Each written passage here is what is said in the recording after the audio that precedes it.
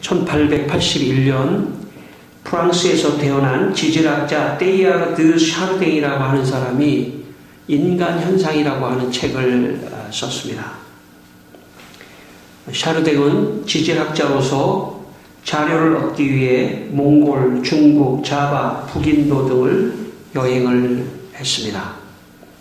1928년에는 중국에서 북경 원인이라고 하는 로 추정되는 유골을 발견하기도 했습니다. 샤르댕은 지질학 연구를 하면서 진화론적 방법론을 사용했다고 해서 교회로부터 많은 비판을 받았습니다. 그러나 그가 진화론적 방법으로 세상과 인간을 해석한 것은 진화론 자체에 대한 관심보다는 사랑을 강조하기 위해서였습니다. 그는 이 세상에서 모든 생명체와 모든 인간은 사랑할 때만 살아남고 사랑하지 않는 존재는 모두 도태된다는 그런 말을 했습니다. 샤르댕은 인간 현상에서 이런 말을 했습니다. 생물계 전체에서 볼 때 존재와 존재가 가까워지는 사랑은 사람에게만 있는 것이 아니다. 생명 일반 현상인 사랑은 그 모습과 정도의 차이가 있지만 모든 유기체에 다 있는 것이다. 오직 사랑만이 개체들을 하나 되게 함으로써 개체를 완성할 수 있다. 사랑만이 속 깊은 만남을 가져오기 때문이다. 그렇게 말을 했습니다. 샤르댕은 사랑만이 속 깊은 만남을 가져온다. 이렇게 말을 했습니다. 인간은 살면서 여러 사람을 만나며 살아가게 됩니다. 사람들하고 속 깊은 만남을 하기 위해서는 사랑이 있어야 합니다. 사랑이 없는 만남은 그냥 지나가는 만남이고 그냥 의무적인 만남이고 형식적인 만남일 뿐입니다. 진짜 속 깊은 만남을 하기 위해서는 사랑이 있어야 합니다. 사랑이 전제될 때 속 깊은 만남을 할 수가 있는 것입니다. 하나님이 우리를 만나러 오실 때도 사랑을 가지고 오셨습니다. 요한일서 4장 9절에 하나님의 사랑이 우리에게 이렇게 나타난 바 되었으니 하나님이 자기의 독생자를 세상에 보내심은 그로 말미암아 우리를 살리려 하심이라. 그렇게 말씀하셨습니다. 하나님은 오늘도 여러분 각자를 사랑하시기 위하여 찾아오십니다. 여러분이 하나님의 사랑을 받아들이고 그 하나님의 사랑을 느끼시면 하나님과 속 깊은 만남을 하게 되는 것입니다. 여러분 신앙생활은 하나님을 만나는 것입니다. 하나님과 만나서 하나님께 도움을 구하고 하나님의 보호를 받고 하나님과 대화하며 하나님과 속 깊은 만남을 하는 것이 신앙생활입니다. 여러분의 삶에 하나님과 속 깊은 만남을 하게 되기를 바랍니다. 그 하나님의 사랑을 여러분 받게 되기를 바랍니다. 오늘 이 시간 하나님께서 여러분을 사랑하신다는 것을 마음에 믿게 되시기를 바랍니다. 그리고 그 하나님과 깊은 속 깊은 만남을 하는 것이 이 세상을 잘 살아가는 길인 것입니다. 우리는 살아가면서 다른 사람을 이해하지 못하고 오해하면서 살 때가 많이 있습니다. 다른 사람을 이해하는 것은 머리로 논리적으로 생각해서 이해할 수 있는 것이 아닙니다. 마음에 사랑을 가질 때 진정으로 이해할 수 있는 것입니다. 저는 2022년 여러분의 마음속에 하나님께서 사랑을 많이 부어주셔서 이 세상을 살아갈 때 오해하거나 다른 사람을 관계가 좋지 않게 되지 않고 좋은 관계가 되고 또 좋은 만남이 이루어지는 그런 2022년이 되기를 바랍니다. 그러기 위해서는 여러분의 마음속에 사랑이 있어야 합니다. 오늘 이 시간 하나님께서 여러분 모두의 마음속에 사랑을 부어주시기를 주의 이름으로 축원합니다. 오늘 본문 9절을 읽겠습니다. 오늘 본문 9절의 말씀을 한번 다시 읽겠습니다. 9절입니다. 사마리아 여자가 이르되 당신은 유대인으로서 어찌하여 사마리아 여자인 나에게 물을 달라 하나이까 하니 이는 유대인이 사마리아인과 상종하지 아니함이로라. 오늘 말씀은 예수님께서 유대를 떠나 갈릴리로 가시는 중에 사마리아라고 하는 지역에 도착하시게 됐습니다. 사마리아의 수가라는 마을에 들렸을 때 피곤하여 우물 곁에서 쉬고 계실 때 물을 길러온 사마리아 여자에게 물을 달라고 하신 그런 내용입니다. 당시의 유대인들은 사마리아 사람들이 외국인과 혼혈을 했다고 해서 상종을 하지 않았습니다. 그런데 유대인 예수님이 사마리아 여자에게 물을 달라고 하자 사마리아 여자는 보통의 유대인은 사마리아 사람들을 상대하지 않는데 왜 예수님은 사마리아 여자인 자신을 상종하는지 이상하게 생각해서 지금 예수님께 묻고 있습니다. 제가 망원동에서 망원제일교회에서 처음 전도사를 할 때입니다. 제가 가르치는 고등부 학생 중에 키가 크고 우락부락하고 머리 모양은 옆머리는 아주 짧게 자르고 가운데 머리만 이렇게 아주 많이 길러가지고 마치 닭 벼슬 같은 머리를 한 친구가 있었습니다. 제가 생각할 때 고등학생이 저런 머리를 해도 되나 하는 그런 생각이 들 정도였습니다. 거기에 머리에는 붉은색과 파란색을 이렇게 색색하시로 넣어서 염색을 했습니다. 지금은 좀 그런 사람들이 많이 있지만 제가 그 당시에는 그런 사람 거의 없었던 시절이었는데 그렇게 하고 교회를 나왔습니다. 어느 날 그 친구가 저에게 전사님 오늘 저희 집에 가서 자고 가세요 라고 얘기를 했습니다. 저는 약간 무섭기도 하고 또 안 들어주면 맞을 것 같기도 하고 그렇지는 않았겠지만 그래서 따라갔습니다. 집에 갔는데 사실 잘 데가 없어서 옥상도 아니고 지붕 꼭대기 난간에 앉아서 밤새도록 잠도 못 자고 이야기만 했습니다. 밤새도록 자기가 어떤 어려움이 있고 가정과 학교 생활의 어려움들을 제가 들어주었습니다. 이야기를 한참 듣고 보니까 그 아이가 안쓰럽게 보였습니다. 그리고 외모와는 다르게 마음이 너무 착하고 좋은 학생이었습니다.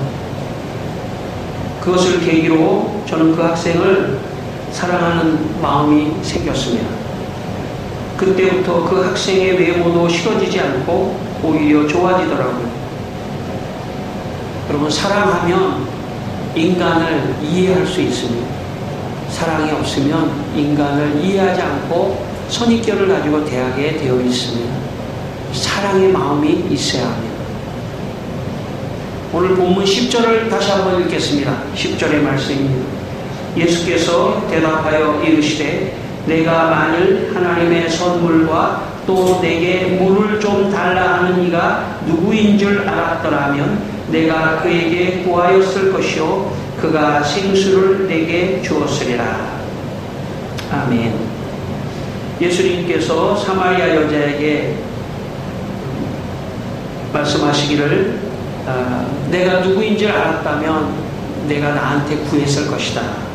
그렇게 말씀합니다.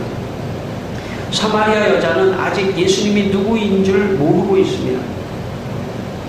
보통의 유대인들은 사마리아 사람을 상종하지 않았는데 예수님은 그렇게 하지 않았습니다. 특히 여자들은 더 낮춰보고 사마리아 사람 중에서도 남자보다는 여자를 더 낮춰보고 상종하지 않았는데 예수님은 사마리아 여자를 상대하면서 대화를 했습니다.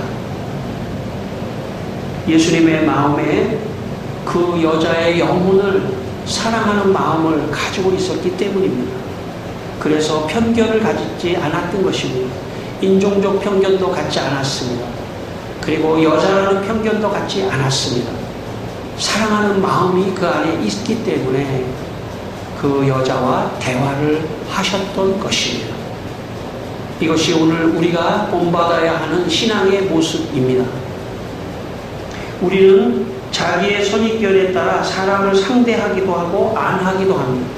현대는 더 그렇습니다.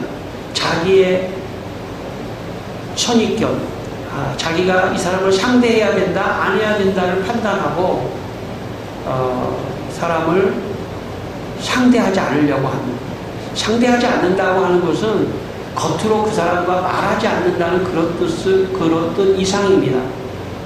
다시 말하면 속 깊은 만남을 하지 않고 그냥 형식적으로만 대하는 것입니다.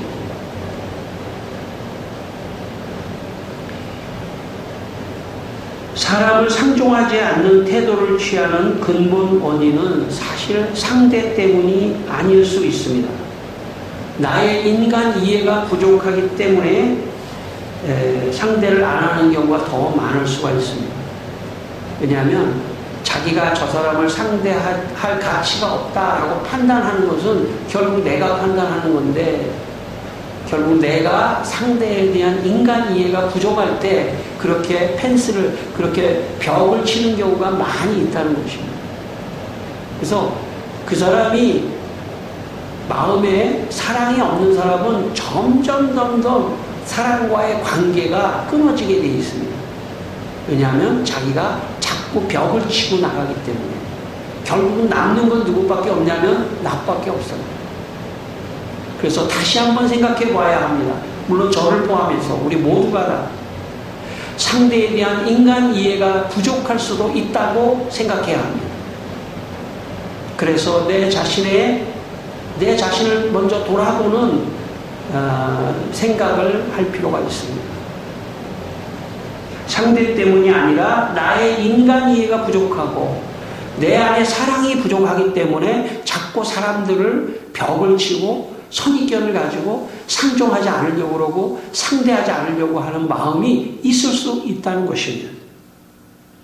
만약 우리 마음에 상대를 사랑하는 마음, 아니 상대 개인이 문제가 아니라 내 마음에 사랑이 많으면 그게 어떤 상대이든지 간에 그 사람을 진심으로 상대해 줄 수 있는 그런 사람이 될 수 있는 것입니다.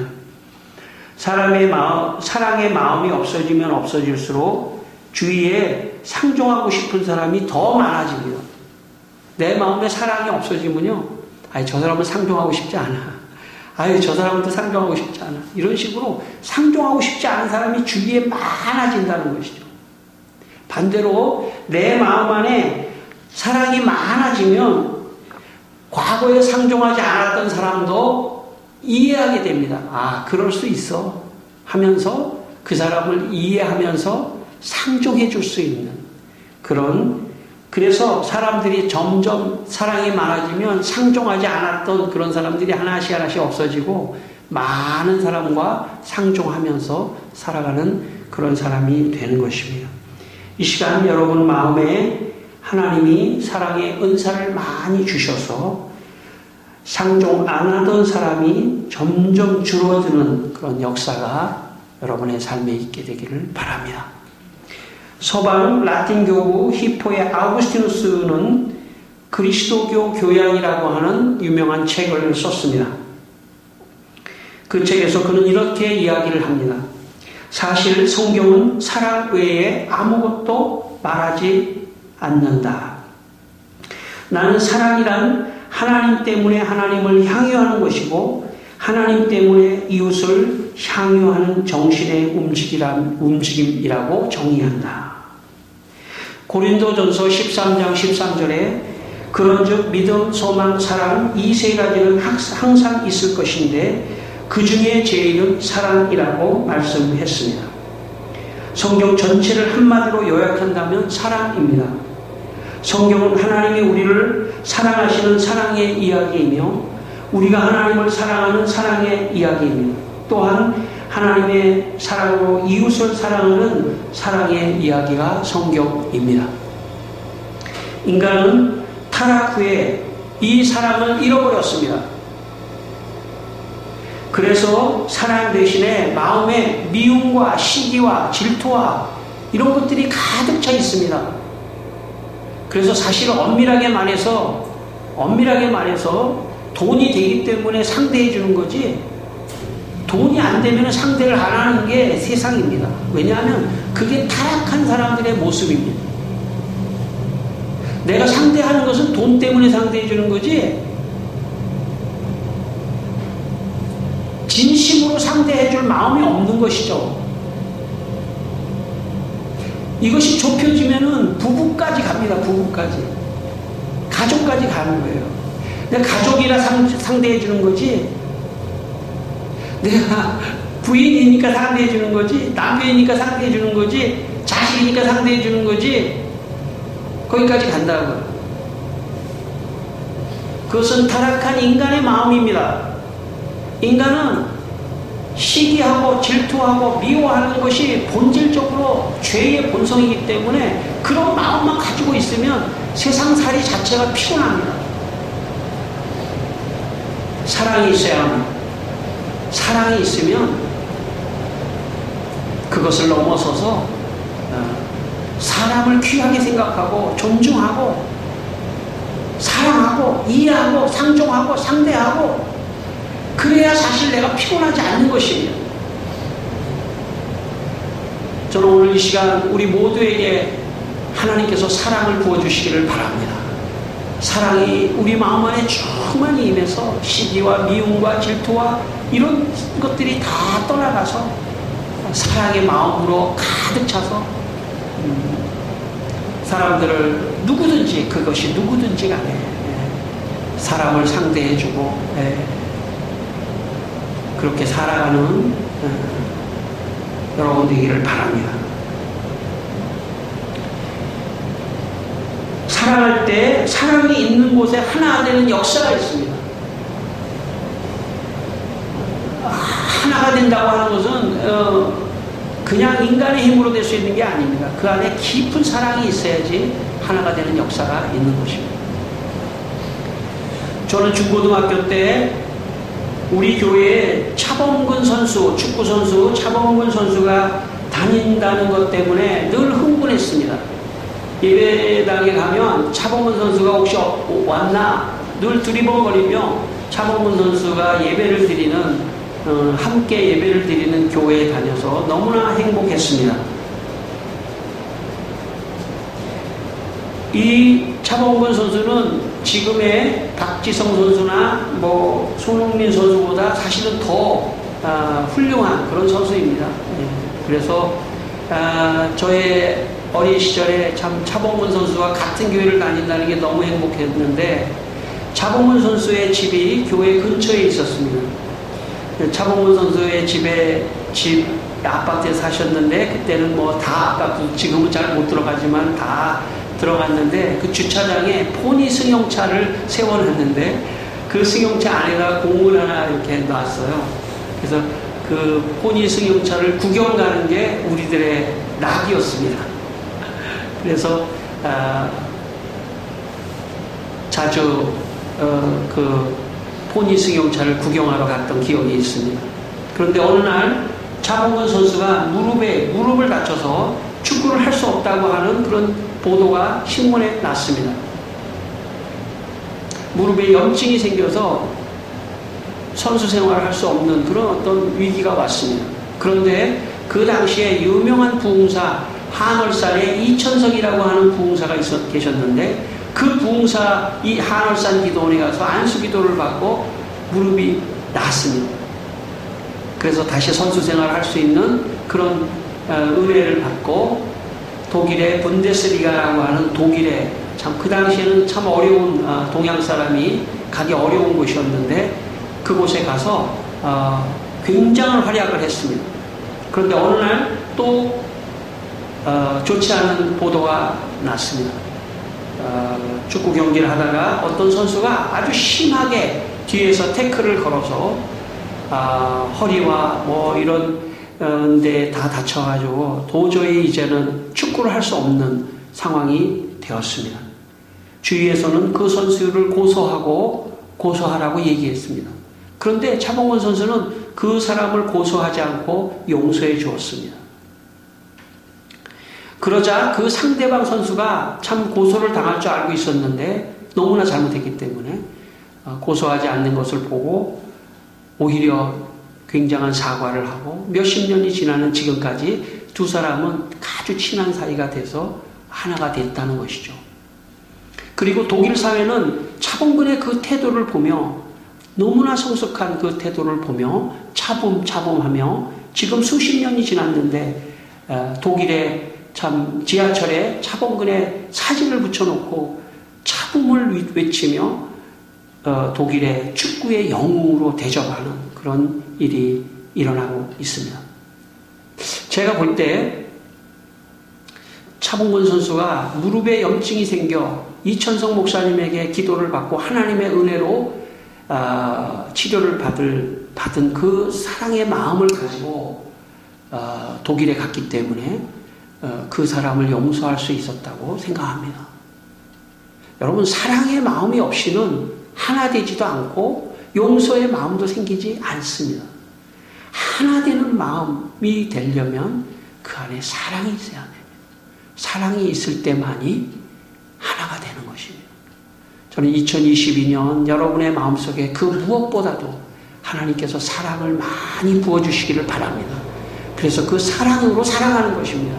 우리의 에너지는 무엇입니까? 우리가 살아가는 에너지는 무엇입니까? 우리가 살아가는 에너지는 사랑입니다.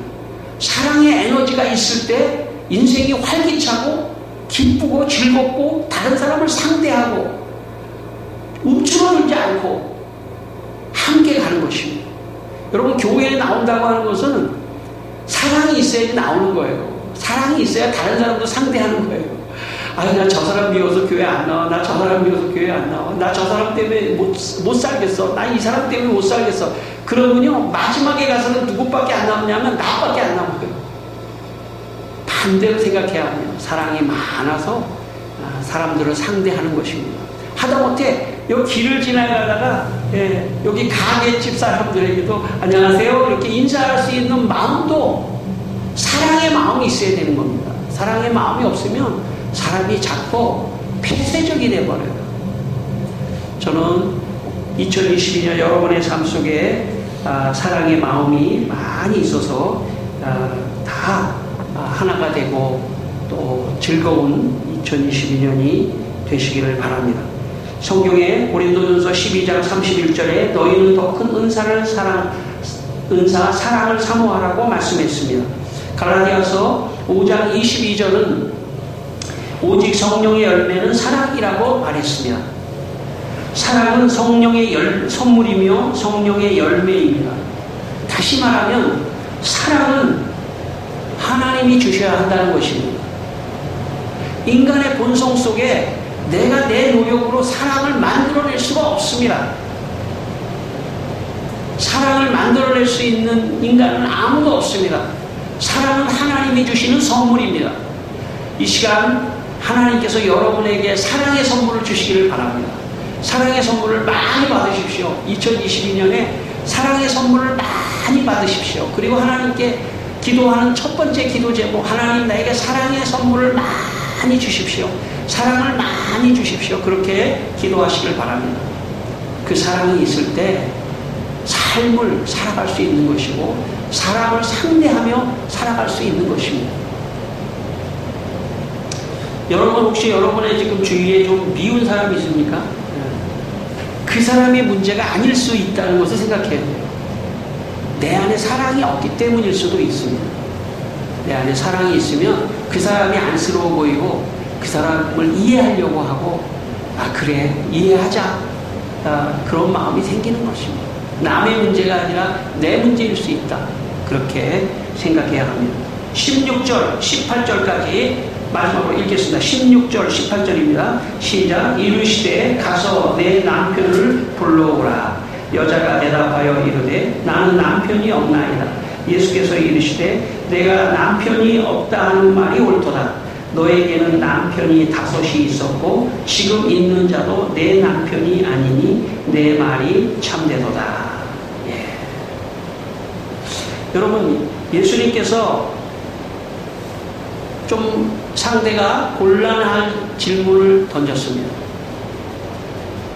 그것은 그 상대를 곤란하게 하려고 하는 것이 아니라 내가 남편이 과거에 5명이 있었는데 그 남편도 내 남편이 아니고 지금 남편도 내 남편이 아니다.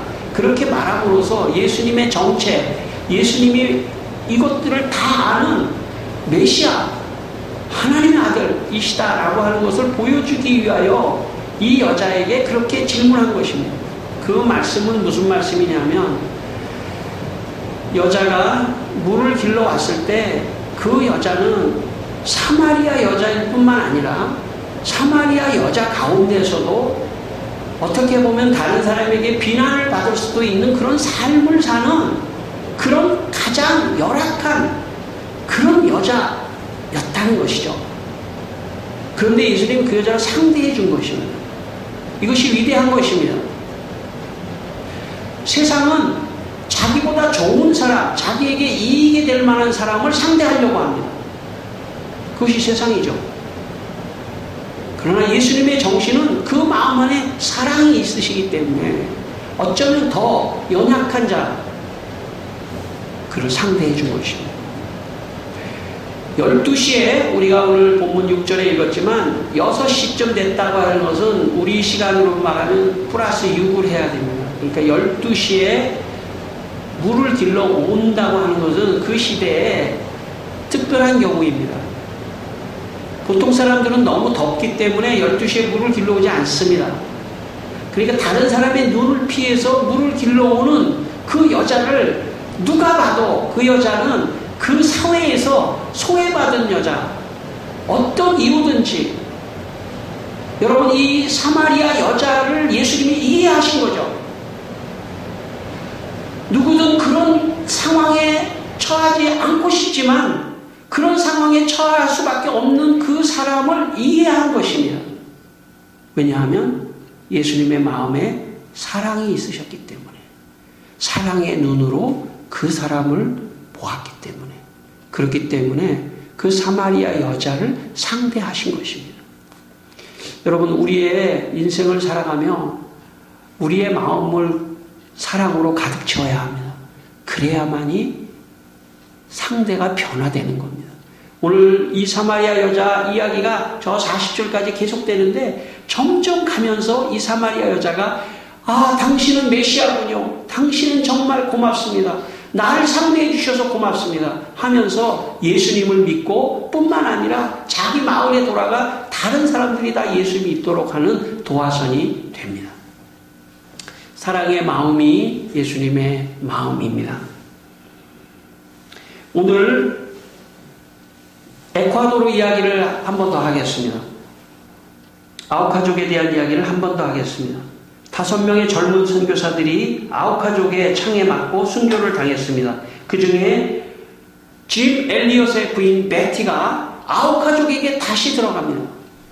그리고 3년 동안 아우카족에서와 함께 지냅니다. 그리고 베티가 3년을 살다 나오자 부인 마지의 남편 조종사 네이트의 누나 레이첼이 아우카족에게 들어가 마가복음을 아우카족의 언어로 번역하고 죽을 때까지 36년간 그들과 함께 지내며 그들을 사랑했습니다. 1994년 11월 82세의 나이로 레이첼이 죽으며 아우카족에다가 묻어달라고 해서 아우카족에게 지역에 레이첼이 묻혔습니다. 다시 레이첼이 죽자 다시 죽었던, 창에 맞아 죽었던 조종사 레이트의 아들 스티브 세인트가 부인과 3명의 자녀를 데리고 아우카족에게 들어가 다시 그들을 사랑하며 살기 시작했습니다. 그러는 가운데 아우카족에게 변화가 일어났습니다. 아우카족 안에 통나무 교회라는 교회가 생겼습니다. 그리고 선교사를 창으로 죽였던 드위라는 사람이 그 교회 장로가 되었습니다. 조종사 네이트를 죽인 사람이 변화를 받고 목사가 되어 아들 스티브 세인트에게 자기 아버지가 죽은 강가에서 세례를 받고 양 아들로 삼았습니다. 원래 아우카라는 말은 벌거벗은 야만인이라는 뜻인데 이것은 주위 사람들이 아우카 사람을 비난하면서 부른 이름이었습니다. 근데 그 이름을 와우다니로 바꿔주었습니다. 여러분, 자기 가족을 죽인 사람을 용서하고 사랑하다니, 이게 세상 사람들이 이해할 수 있는 것입니까? 자기 아버지를 죽인 그 사람의 목사가 돼서 그 아들을 아버지가 죽은 그 장소에서 세례를 받을 수 있는 그것은 세상은 이해할 수 없는 것입니다. 하나님의 사랑의 정신만이 가능하고 사랑으로 변화되는, 아우카족의 사람들한테 들어가 봤더니 자기들이 선교사들이 들어오는 것이 너무나 무서웠다는 것입니다. 그래서 자기들은 알지 못하고 죽였다는 것이죠. 그들을 사랑하고 그들을 이해하고 그들 안에 깊이 들어가니까 그들이 그 사랑의 변화가 일어났던 것입니다.